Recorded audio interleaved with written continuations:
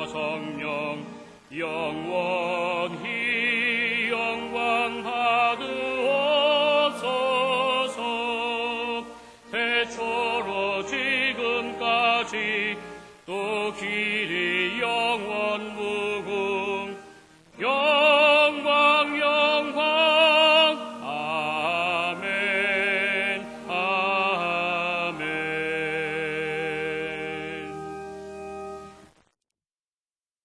여호와께서 내게 주신 모든 은혜를 무엇으로 보답할꼬? 내가 구원의 잔을 들고 여호와의 이름을 부르며 여호와의 모든 백성 앞에서 나의 서원을 여호와께 갚으리로다. 귀한 선물 주님이 주신 것, 그 풍성하신 은혜를 다 감사드리세. 아멘. 이 시간 하나님께서 우리에게 주시는 구약의 말씀은 출애굽기 23장 14절로부터 16절까지입니다. 제가 가진 성경으로는 118쪽입니다. 너는 매년 3차 내게 절기를 지킬지니라. 너는 무교병의 절기를 지키라. 내가 내게 명한 대로 아비월의 정한 때에 7일 동안 무교병을 먹을지니 이는 그 달에 내가 애굽에서 나왔음이라. 빈손으로 내게 보이지 말지니라. 맥주절을 지키라. 이는 내가 수고하여 밭에 뿌린 것에 첫 열매를 거둠이니라. 수장절을 지키라. 이는 내가 수고하여 이룬 것을 연종의 밭에서부터 거두어 저장함이니라. 아멘.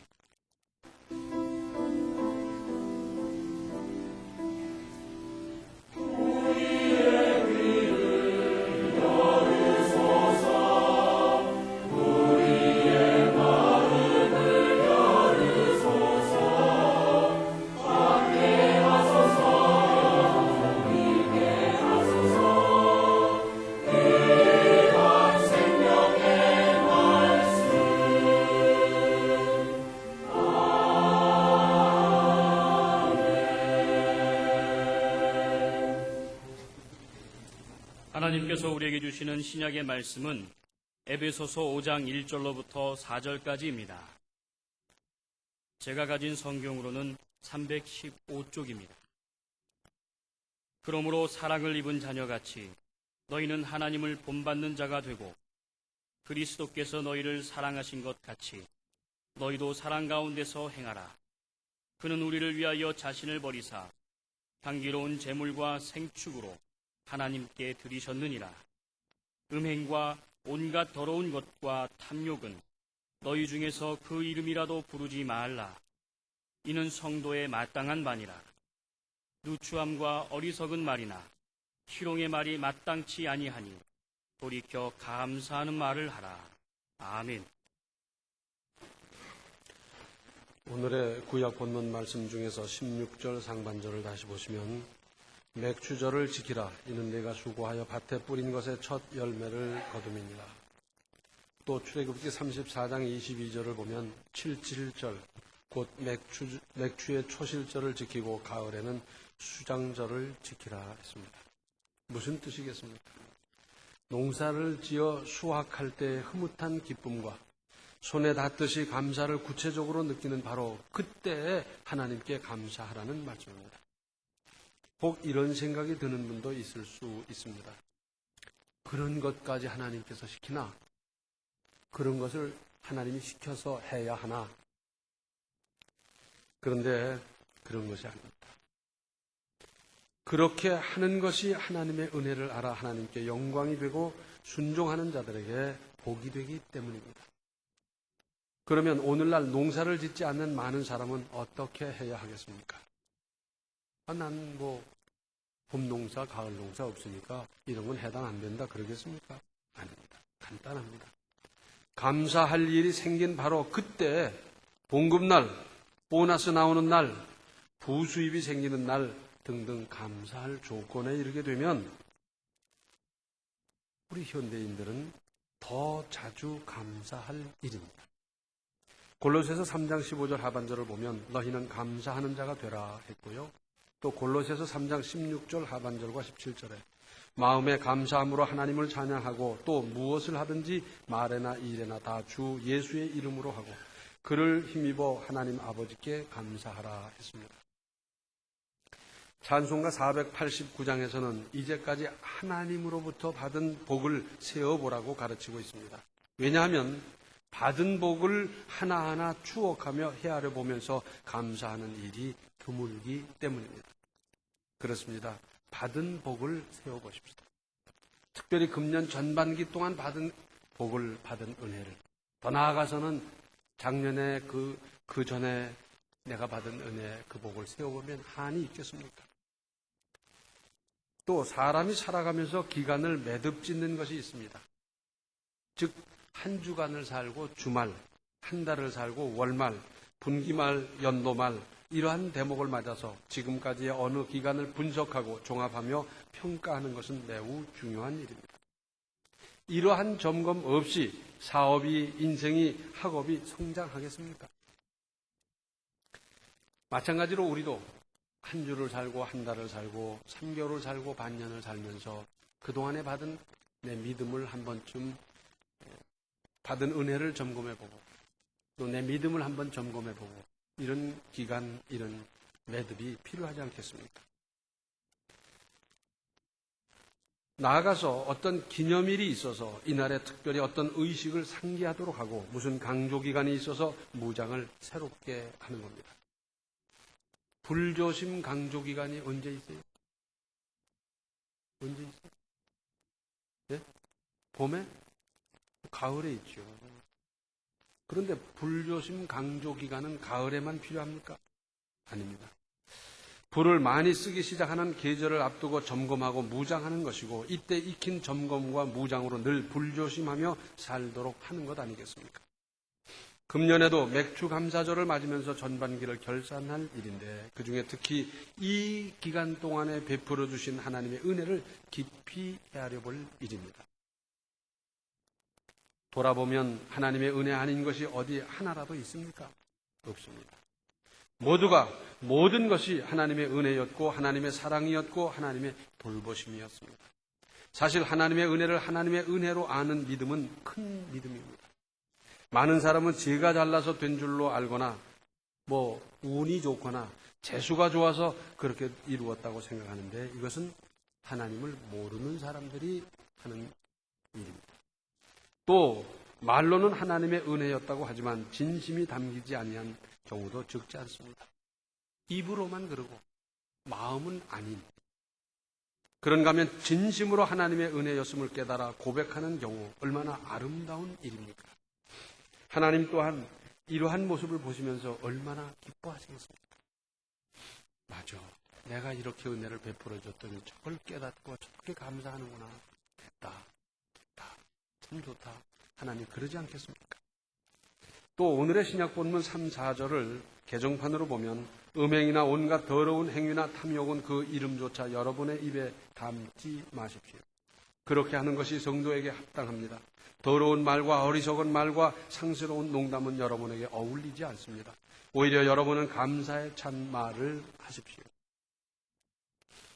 이 대목을 좀 세분해서 살펴보면 첫째, 그리스도인들은 모름지기 죄 비슷한 것, 그러니까 앞으로 죄로 발전할 수 있는 것이나 덕이 안 되거나 교양 없어 보이는 일까지도 아예 멀리 하라는 겁니다. 사람이 살아가다 보면 분별이 안 될 때가 있어요. 그런데 그 분별하는 하나의 잣대가 있는데 그건 뭐냐면 자꾸 계속 해도 혹 계속 할수록 좋은 것은 참으로 좋은 겁니다. 가령 기도하는 것. 계속 기도해봐요. 내 영이 새로워지고요. 그 응답이 따르고요.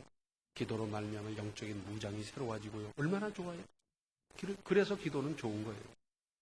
전도하는 일, 죄로 사망으로 그저 멸망으로 달려가는 사람을 구원해서 하나님의 백성 만들고 하나님의 뜻대로 살게 하고 거룩한 인생을 살아가게 하는 것 얼마나 귀한 일입니까?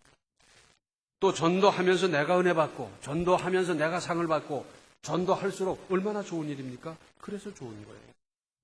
봉사하는 일 얼마나 좋습니까? 계속 봉사. 어느 분야에서 어떤 모습으로 봉사하든지 봉사하는 것 계속할수록 봉사하는데도 이제 기능도 늘어나고요, 요령도 늘어나고요, 더 잘 봉사하게 되고요. 얼마나 좋습니까? 사실은 봉사하면서 내가 더 은혜 받고 그러지 않습니까? 또 인생을 살아가면서 부지런히 산다는 것, 부지런하다는 것 얼마나 좋아요. 작은 일도 큰 일도 아침에도 저녁에도 부지런하다는 것. 부지런하고 굶어 죽는 사람 없잖아요. 부지런하다는 것. 계속 부지런해도 좋은 거예요. 책임감을 가지고 산다는 것 얼마나 좋은 일입니까? 젊어서나 늙어서나 어느 때 무슨 일을 하든지 책임감을 갖고 책임 있게 일을 한다. 그런 사람 직장에서 얼마나 찾고 있습니까? 그런 사람 직장에서 인정받고 그런 사람이 또 승진하고 그러지 않습니까? 또는 인내심 얼마나 좋아요. 잘 참고 기다릴 줄 아는 것. 못 참아서 문제고 기다리지 못해서 문제인데 잘 기다리고 잘 참아내는 것, 이거는 인격, 얼마나 훌륭한 인격입니까? 좋지요? 반면에 술 한 잔 먹었다고 뭐 인생이 어긋나겠어요? 그런데 한 잔 해서 한 잔이 두 잔 되고 10잔이 되고 그러다 보니까 어떻게 돼요? 알코올 중독자가 되고요. 경제적인 지출이 많아지고요. 실수를 하게 되고 얼마나 불편한 일이 많이 생겨납니까? 그래서 그건 잘못된 거예요. 장난삼아 한 번쯤 거짓말하고 하하 웃을 수도 있어요. 그런데 자꾸 거짓말하면 어떻게 돼요? 아, 그 사람 틀린 사람, 못 믿을 사람, 그 사람하고는 무슨 깊은 중요한 일을 의논할 수 없는 사람, 다 매장되는 겁니다. 우리 다 알지요. 양치기 소년이 늑대가 나타났다고 비명을 지르고 사람 살려 했더니 동네 사람이 전부 나왔어요. 몽둥이를 든 사람, 꽃갱이를 든 사람, 낫을 든 사람, 별 사람이 다 나와서 뭐 옷도 제대로 입지 못하고 뛰어나왔는데 그 모습을 보면서 깔깔깔깔 사람들이 머쓱한 채로 돌아갔습니다. 그 후에 진짜 늑대가 나타나서 늑대가 나타났다고 사람 살리라고 그러는데 아무도 안 나타났어요. 아마 늑대가 물어 죽였는지도 몰라요. 직장이나 학업, 학생들이 결석을 한 번쯤 할 수 있습니다. 그렇죠? 또 아플 수도 있고 있어요. 그런데 자꾸 결석해서 무슨 유익이 있겠어요? 어쩌다가 한 번 지각할 수 있습니다. 근데 자꾸 지각해봐요. 그 사람 벌써 경쟁 대열에서 탈락하는 것 아니겠습니까? 또 우리가 속는 일 중에 이런 거 있어요. 그건 1년에 한 번밖에 없는 일인데 이때는 뭐 빚을 내서라도 한 번 크게 쓰자. 그런데 1년에 한 번밖에 없는 게 얼마나 많은지 아세요? 어머니 생신도 1년에 한 번이고요. 아버지 생신도 1년에 한 번이고요. 여름 휴가도 1년에 한 번이고요. 추석도 1년에 한 번이고요. 1년에 한 번이 얼마나 많은데 그때마다 하다 보면 결국 뭐예요? 낭비하는 거예요. 낭비해서 좋은 게 뭐가 있겠어요? 그리고 죄 비슷한 건 아예 멀리하는 그런 것이 하나님의 자녀 그리스도인으로서 마땅하다는 거고요. 데살로니가전서 5장 22절을 보면 범사에 헤아려 좋은 것을 취하고 악은 모든 모양이라도 버리라 그랬어요. 범사가 뭡니까? 지극히 일상적이고도 평범한 일입니다. 그 가운데서 좋은 것을 헤아려 취하는 자세, 이것은 지혜고 이러한 안목, 이것이 믿음이고 하나님의 은혜며 우리는 늘 사모할 일입니다. 믿음 없는 사람, 지혜 없는 사람은 그냥 지나쳐버리고 당연한 줄 알고 아무것도 아닌 줄 아는데 거기서 헤아려 좋은 것을 발견하고 취해서 내 것 만들어 내 생활을 윤택하게 얼마든지 할 수도 있는 것 아니겠습니까? 악이란 비슷하기만 해도 단숨에 잘라버리는 용기, 이것이 또한 제대로 된 믿음 아니겠습니까? 가마귀 우는 고래 백로야 가지 마라 그랬잖아요. 가지 마세요. 특히 언어 생활에 있어서 천박하거나 저속하거나 상스러운 말은 삼가할 일입니다. 왜냐하면 그리스도인으로서 어울리지 않기 때문입니다. 성경이 그랬잖아요. 어울리지 않은 것. 이왕 우리가 언어 생활하면서 좀 품이 있게도 하고 교양 있는 말솜씨, 또한 대화를 하더라도 건성으로 하는 것이 아니라 진지하고 아름다운 대화. 말이 뭡니까? 그 사람의 마음이고 그 사람의 인격이고 신앙이 바깥으로 나타나는 것 아니겠습니까? 그래서 말이 그 사람이고 말이 그 인생입니다. 입술의 열매를 짓는 여호와 그랬습니다. 그래서요, 자꾸 불평하다 보면 불평할 일만 생기고 불평할 일만 만나고 불평거리만 눈에 띄고 그래요. 자꾸 비판하다 보면 비판할 일거리만 그렇게 많아요. 또 원망하다 보면 원망할 일이 그렇게 많아요.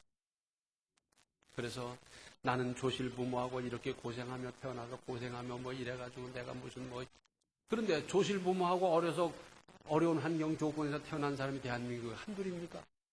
그런 악조건에서 태어났음에도 불구하고 그럼에도 믿음으로 일어서서 자립하고 그리고 성공하는 사람들도 얼마든지 있는데 원망할 일을 찾다 보니까 원망밖에 안 나오는 거예요. 그럼 원망하는 인생이 돼버리고 비판하는 인생이 돼버리고 불평하는 인생이 돼버렸을 때 그 다음 어떻게 되는 겁니까? 대개 대화를 해보면 짐작을 할 수 있어요. 아, 지금 저 사람 인생이 어떻겠다. 그리고 앞으로 저 인생이 어떻게 되겠다. 짐작이 돼. 왜? 지금을 감사하지 못하는 사람에게 다음 길이 열리겠습니까? 그러면 우리의 언어 생활의 기본은 어떻게 해야 하겠습니까?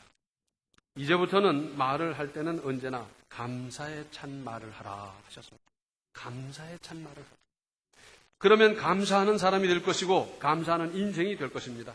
또한 하나님께서 그런 인생으로 만들어주시고 나아가서 더 큰 감사할 일들을 두고두고 만나게 하실 것입니다. 그러니까 이 속된 말로 하면 팔자가 고쳐지는 거예요. 운명이 달라지는 겁니다. 말을 바꾸십시오. 생각을, 마음을, 믿음을 감사하는 쪽으로 만들어 가십시오. 누가 내 인생을 만들어줍니까? 내가 만드는 거거든요. 그래서 불평하는 마음이 들더라도 또는 불평하는 생각이 들더라도 아니다. 감사하자. 내 생각을, 내 마음을, 내 믿음을 내가 다듬어가고 만들어가면서 감사하는 인생. 그러는 거 아니겠습니까? 감사에 찬 말 그랬는데 거기에 덧붙일 것이 있습니다. 말만 할 것이 아니라 구체적으로 그 감사를 표현하는 겁니다. 그리고 이 표현을 습관들이도록 할 일입니다. 우리 교회에서 많이 돕고 한 저기 수신 발산에 참된 교회가 있어요. 그저께 이태성 목사님을 만났어요. 그래서 어떻게 지내느냐 하면서 이런저런 얘기를 하는데 그래요. 동네 할머니 할아버지만 남아있는데 할머니 할아버지들이 그렇게 좋대요. 뭐가 좋더냐 그랬더니 교회에서 혹 떡을 하든지 뭐 부침개를 하든지 시골 교회에서 뭐 그렇게 뭐 비싼 거 하겠어요. 해서 이렇게 동네 돌려드리면은 꼭 그런데요. 어떻게 빈 그릇으로 돌려보내느냐. 그러면서 풋고추도 몇 개 얹어주고 뭐 깻잎도 따서 주고 그러면서 꼭 돌려준다 그래요. 많은 노약자들이 당신은 당연히 받는 것으로 알고 너희는 있으니까 줘라 그러면서 생각을 하는데 이분들은 그 받은 것, 자기들에게 베푼 것에 대해서 액수의 고하를 막론하고 그렇게 빈 그릇으로 돌려보낼 수 없다고 하면서 인정이 오고 가는 거 아니겠어요? 서로 감사하고 얼마나 좋아요?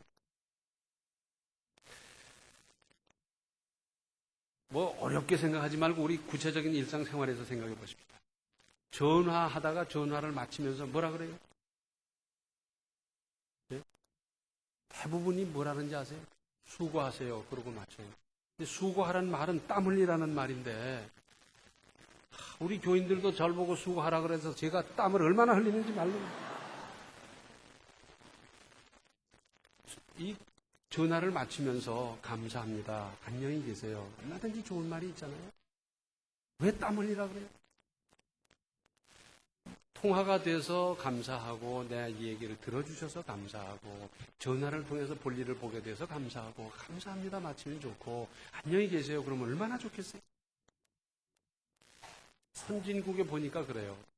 이 톨게이트를 지나가면서 요금소를 지나가면서 요금을 주고받는데 둘 다 감사하다는 거예요. 참 이상하잖아요. 요금을 내주니까 받는 사람 입장에서 감사하다는 건 이해가 되는데 내면서도 감사하다 그래요. 주고받아요. 그러니까 감사가 생활화된 거예요. 어떤 언어학자가 연구를 했어요. 그랬더니 재밌는 그 현상이 나타났어요. 세계 언어 가운데 이 감사를 표현하는 언어를 연구했는데 세계에서 감사하는 언어가 가장 빈약한 나라가 벵글라데시라고 그래요. 벵글라데시. 단어 하나밖에 없다고 그래요. 딱 하나밖에. 그런데 이 선진국은 어떻습니까? 이래도 감사합니다. 저래서 감사합니다. 감사합니다. 감사합니다. 감사가 넘치는데 감사가 빈약하다 보니 저렇게 가난한 거예요. 북한은 어떻습니까? 너희들이 잘 사니까 도와줘야 될 거 아니냐? 도와줘놓고 뭘 감사하다 소리를 꼭 들어야 되느냐? 그러는데 감사가 없어서라도 저 사람들은 잘 살게 되기가 어려울 것 같아요.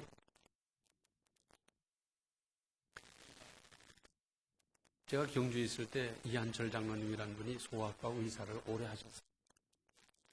그 장로님하고 여러 얘기를 하다가 그런 말을 합니다. 방학 되면 이제 서울 아이들이 시골 오기도 하고 이제 또 그러다 보니까 뭐 감기 뭐 하면서 이제 배탈 나고 소아과 찾아오고 그러는데 서울 아이들은 다르다는 거예요. 뭐가 다릅니까? 했더니 치료받고 이렇게 갈 적에 꼭 감사합니다. 그러고 가더래요. 근데 이 경주 아이들은 그 의사 선생님이 뭐 주사 놓고 뭐 쓴 약 주고 막 이래가지고 그런지 어쩐지 그냥 탁 째려보고 탁 간다는 거예요. 이거 가르친 거 아니겠어요? 배운 것 아니겠어요? 특별히 우리 자녀들에게도 이걸 가르치십시오. 애들이 불평하고 막 뭐 이러면 아니다. 말을 그렇게 하는 게 아니야. 그렇게 하면 내 인생이 고단해져. 그러니까 이제는 감사할 걸 찾아봐. 그리고 우리 감사를 하도록 마음을 돌려야 하느니라. 이걸 가르쳐서 어려서부터 감사하도록 길러야지. 어느 날 하루아침에 갑자기 감사하자. 그런다고 감사가 됩니까? 어떤 분은 이런 생각을 할 겁니다. 내가 지금 이렇게 저렇게 고단하고 힘들고 고생스러워 죽겠는데 무슨 감사란 말이냐 이런 생각을 하는 분이 계시겠지만 그 가운데서도 감사할 조건을 찾아보십시오. 틀림없이 감사할 일이 있습니다. 그래서 그 감사할 그것을 감사할 적에 찾아서 감사할 적에 하나님께서 안 되던 일, 힘든 일, 골치 아픈 일도 풀어주실 것입니다. 감사할 조건을 찾으십시오. 감사를 표현하십시오. 감사를 고백하십시오.